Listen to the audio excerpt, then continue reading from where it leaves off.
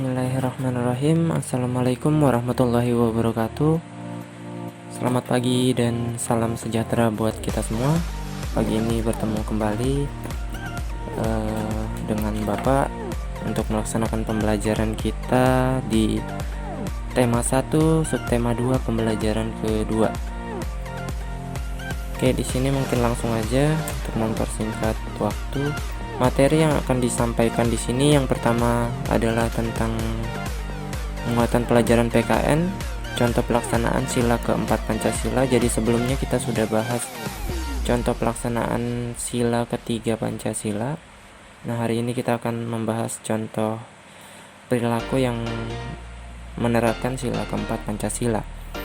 Nah, terus yang kedua di sini muatan pelajaran SBDP tentang contoh-contoh patung berdasarkan jenisnya. Nah, di sini kita masuk ke contoh pelaksanaan sila keempat Pancasila. Jadi di sini kita ingat bahwa sila keempat Pancasila itu berbunyi kerakyatan yang dipimpin oleh hikmat kebijaksanaan dalam permusyawaratan perwakilan. Jadi hal-hal yang berkaitan dengan sila keempat ini adalah tentang musyawarah dan diskusi. Jadi contoh-contoh sikap atau perilaku yang melambangkan dari sila keempat ini, yang pertama ini contoh musyawarah. Dan musyawarah itu adalah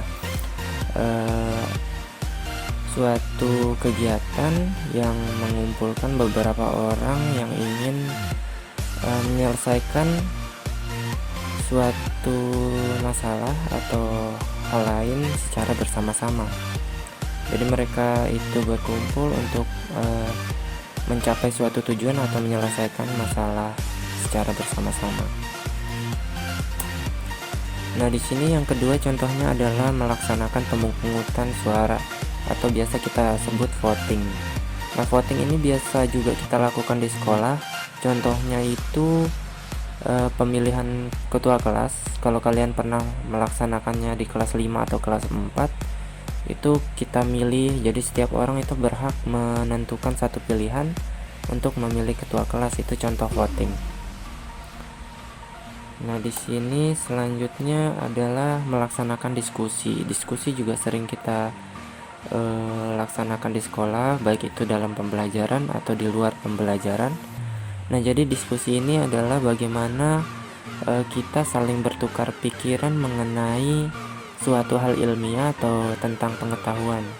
Nah, misalnya kalian mempelajari tentang perkembangbiakan hewan kemarin. Jadi kalian saling tanya, jawab, dan bertukar pikiran mengenai hal tersebut. Itu contoh dari diskusi. Nah, terus yang keempat, menjalankan keputusan yang telah disepakati bersama. Nah, dari kegiatan musyawarah di akhirnya itu adalah tujuannya untuk mencapai namanya keputusan bersama atau kita sebut mufakat. Nah, mufakat ini kita harus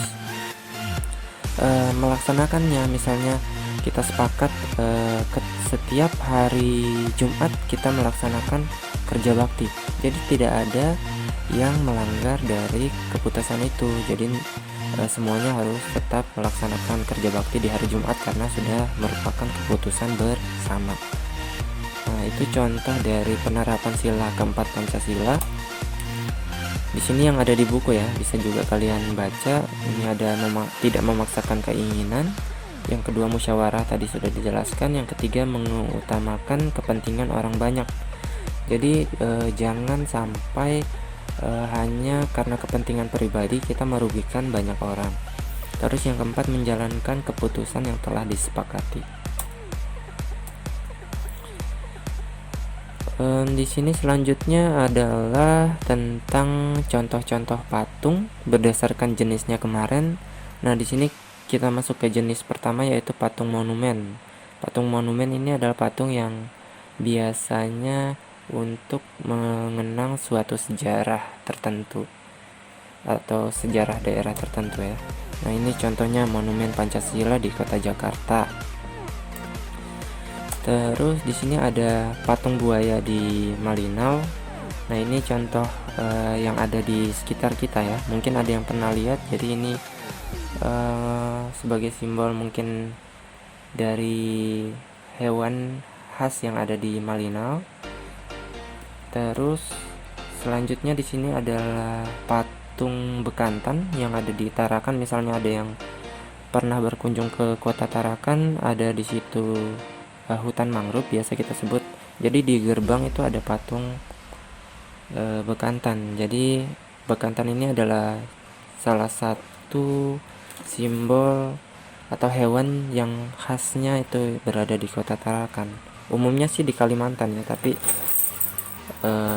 di sini yang pernah Bapak kunjungi itu di Tarakan.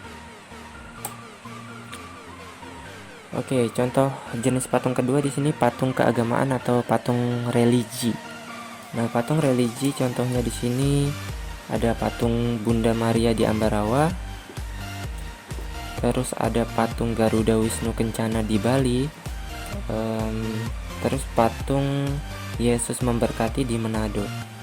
Nah, itu contoh-contoh patung yang berkaitan dengan religi atau keagamaan. Mungkin kalian misalnya mau cari tahu patung-patung lainnya, bisa kalian searching. Banyak sekali contoh patung yang berkaitan sama religi ini. Terus kita masuk ke patung miniatur atau contoh dari bangunan aslinya. Ini ada contoh gambar pertama, itu ada Borobudur, Candi Borobudur yang dibuat miniaturnya atau bentuk kecilnya. Ini ada Masjid Taj Mahal di India.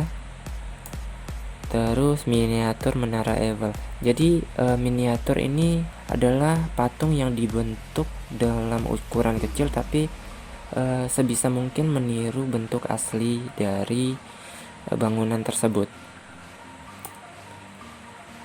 Oke, contoh selanjutnya patung dekorasi. Patung dekorasi ini biasanya patung hiasan-hiasan untuk memperindah suatu tempat.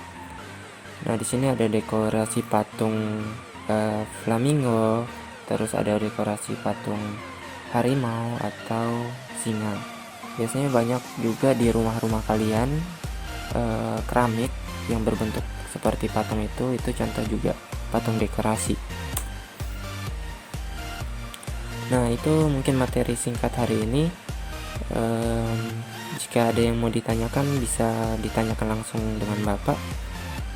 Nanti setelah materi ini kita lanjut ke pembelajaran matematika. Tapi kalian Bapak harapkan fokus dulu ke materi pertama ini. Jika ada yang belum dipahami, ditanyakan. Catat hal-hal penting yang ada di dalam video ini. Terus jika ada juga buku masing-masing, kalian bisa baca-baca di pembelajaran 2 subtema 2. Oke, Bapak akhiri. Assalamualaikum warahmatullahi wabarakatuh.